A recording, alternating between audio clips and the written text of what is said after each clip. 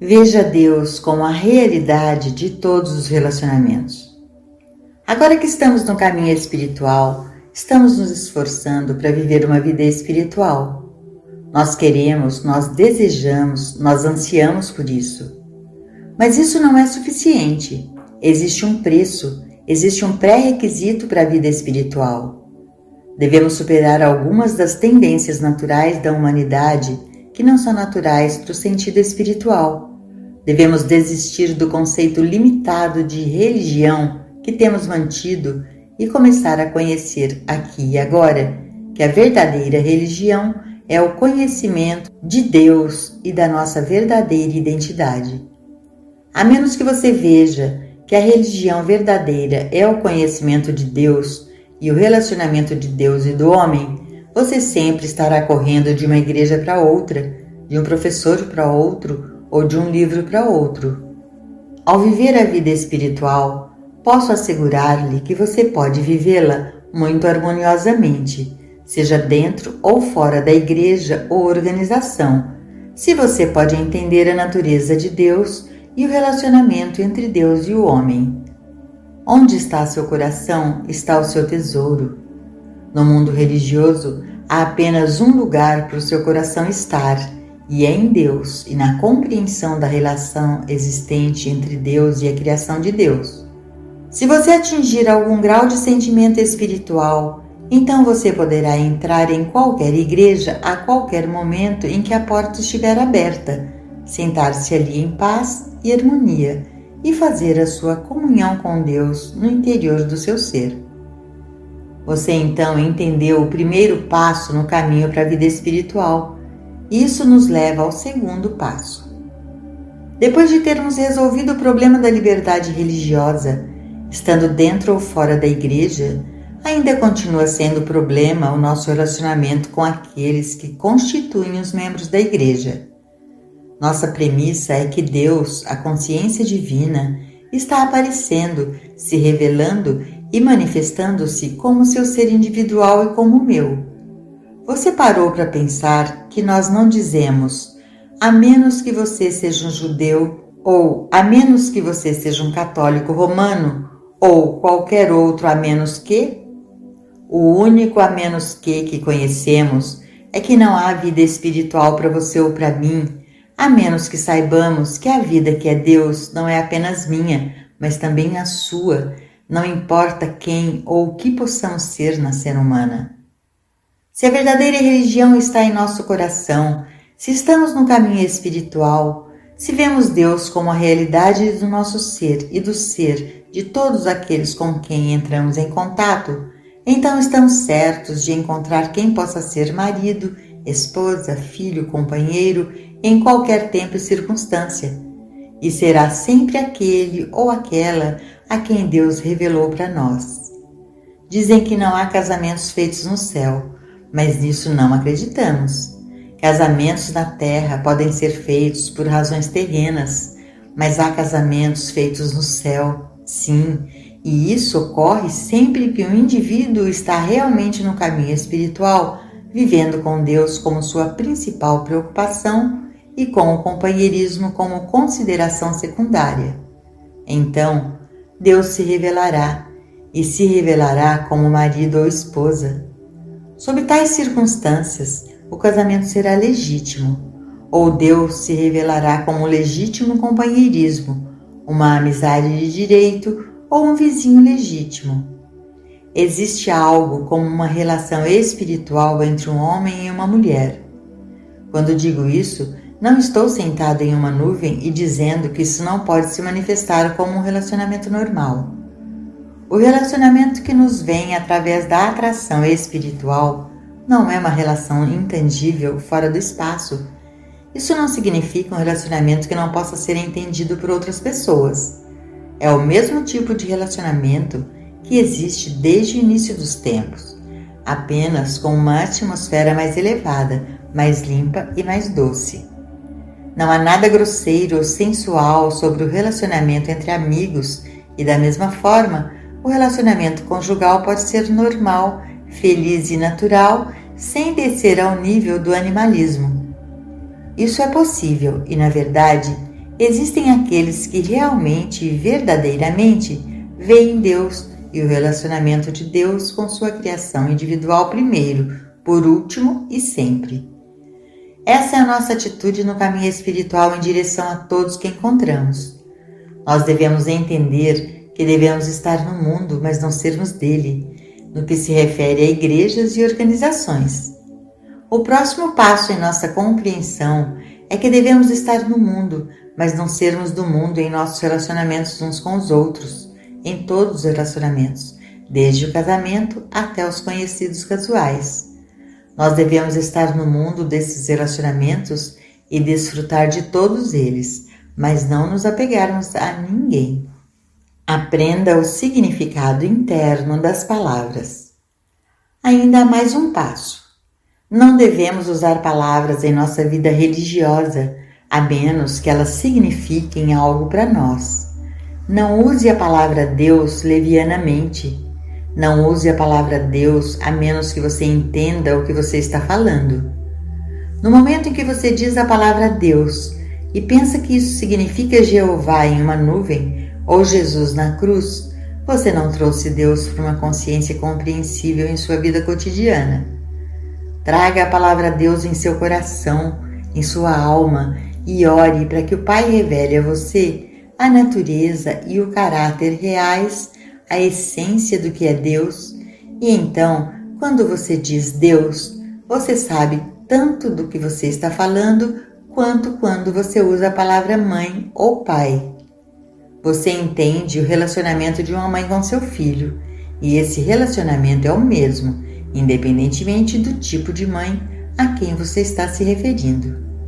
A sua experiência com a palavra mãe é diferente da palavra pai, irmão ou irmã. Não há mistério oculto sobre essas palavras. Cada um tem seu próprio significado em seu pensamento. Agora você deve fazer de Deus real para você como seu amigo, irmão, mãe ou pai. Certifique-se de obter um entendimento sobre Deus, porque sem o conhecimento de Deus, você não pode estar no caminho espiritual. Você nunca vai estar no caminho espiritual meramente falando de Deus, ou lendo sobre Deus em livros, ouvindo Deus em palestras, ou tomando instruções sobre Deus. Você só conhecerá Deus quando Deus se revelar para você dentro do seu próprio ser. Isso nunca pode acontecer a menos que você mesmo traga isso. Deus não se forçará a você. Você mesmo, deve tomar a decisão de encontrar o verdadeiro significado da palavra Deus. Quando você tiver sucesso, Deus se tornará uma presença e um poder reais, e você não se encontrará dizendo: eu sei tudo sobre Deus, mas eu nunca o senti ouvir. Ainda é um Deus distante para mim. Isso não deve acontecer com você. Essa instrução não pretende iluminá-lo com uma infinidade de declarações sobre a verdade. Existem apenas 3 pontos que compõem a mensagem da verdade nesta instrução, e eles são: Deus, Deus individualizado, e o erro como sugestão ou crença do mundo, que deve ser rejeitada para não sofrer os seus efeitos. Isso é tudo. O propósito deste trabalho é continuar a elevá-lo na consciência até que você possa dizer: eu sei o que é Deus. Você deve conscientemente desenvolver este conhecimento dentro do seu próprio ser, pois vem das profundezas do seu ser, e você deve continuar até que você possa viver com Deus e em comunhão com Deus, enquanto dirige um carro, enquanto anda ou faz compras, até que você possa sentir Deus fluindo para fora. Eu disse, não use a palavra Deus levianamente. Faça-se conhecer a Deus. É um dos sentimentos mais maravilhosos, mas é bem mais que um sentimento. É a sua vida eterna. Você nunca terá imortalidade ou eternidade, a vida eterna, até que você conheça a Deus, e não apenas algumas palavras sobre Deus. O mesmo é verdade com a palavra Cristo. Como essa palavra é abusada! A extensão que usamos a palavra Cristo sem entender a luz, o poder, a delicadeza, a divindade desta presença chega a ser um sacrilégio. Cristo é uma realidade, Cristo é o ser, Cristo não é um Jesus de 2000 anos atrás. Cristo é o Espírito que animou Jesus além de qualquer coisa que qualquer homem jamais conheceu, mas não além daquilo do que pode ser conhecido. Nós podemos ir tão longe quanto Jesus foi e mais adiante. Não disse ele: aquele que crê em mim também fará as obras que eu faço e as fará maiores do que estas? João 14, 12. Na manifestação e no desenvolvimento do Cristo, a realização de Cristo como seu próprio ser, não há nada para demonstrar. Vosso Pai sabe que precisais dessas coisas e é de seu agrado dar-vos o reino. Nunca seja culpado por tentar demonstrar algo e ainda afirme que você está no caminho espiritual. Você não tem nada para demonstrar. Existe um Pai Celestial, existe uma consciência divina, existe uma influência que guia neste mundo e está aqui na Terra, e ela é sua. Nós fomos tão longe quanto o filho pródigo. Volte para onde você aprende, de uma maneira espiritual, o significado da criação de Deus, desdobrando-se e revelando-se como um universo maravilhoso, e então você terá aprendido o segredo. Você não é um ser humano. Toda a cura está no mundo da crença. Toda a cura acontece no sonho de Adão. Deus não sabe nada sobre isso, porque em todo o reino de Deus nunca houve pecado, doença ou morte. É por isso que entendemos erroneamente a missão de Jesus no mundo. Se você crê nos ensinamentos da igreja, então Deus enviou Jesus para curar os enfermos. Mas, na verdade, Deus nada sabe sobre doença, pecado ou morte. Jesus tem uma função neste mundo. É revelar o Cristo do seu ser. Essa foi a sua função 2000 anos atrás e essa é a sua função hoje. Não estabelecer um homem para adorar ou algum indivíduo para reverenciar, mas para revelar o Cristo do seu próprio ser. Portanto, não use a palavra Cristo levianamente. Vá para Deus com ela, traga-a em sua consciência e ore ao Pai que a luz seja dada a você como Cristo, na mente de Cristo. O mesmo acontece com a oração. Não devemos orar com ânimo superficial, nem usar a palavra oração com ânimo superficial. Oração, em seu sentido espiritual, é nossa comunhão individual com Deus. Quando você pensa nisso sob essa luz, você não pedirá a Deus por nada, você não vai a Ele pedir por nada, você não desejará qualquer coisa de Deus. Na gentileza, na paz da sua comunhão com Deus, você encontrará plenitude. Isso é oração. Não use essas palavras com muita clareza, como clichês. Não as use como foram usadas em alguma literatura metafísica ou mesmo na Bíblia. Vá para o Pai dentro de você, para a sua própria interpretação. Nosso ensino não pode ser um ensino de palavras. Deve ser um ensinamento da revelação e do desdobramento do Cristo na consciência individual. Uma vida espiritual pode ser desenvolvida apenas na proporção em que conhecemos os significados espirituais interiores das palavras que estamos usando. Por exemplo, o significado da palavra Deus, como Deus se revela para você dentro do seu próprio ser, em uma linguagem que você pode entender e com um significado que seja inteligível para você, mesmo que você não possa transmiti-lo para outra pessoa. É muito melhor que você tenha um sentimento do significado de Deus sem a capacidade de expressá-lo, do que você poder recitar uma página inteira sobre Deus sem sentir e perceber. Não se sinta incomodado por causa de sua incapacidade de expressar o que você conhece, pensa e sente sobre Deus, sobre o Cristo, sobre a verdade ou sobre a espiritualidade. Existe em você uma realidade divina que nem sempre pode ser expressa em palavras. Lao Tse disse: se você pode defini-lo, então não é Deus. Mas isso não significa que você não pode conhecê-lo e senti-lo e percebê-lo. Isso vem através de sua comunhão consciente com Deus, que é o propósito de nosso trabalho.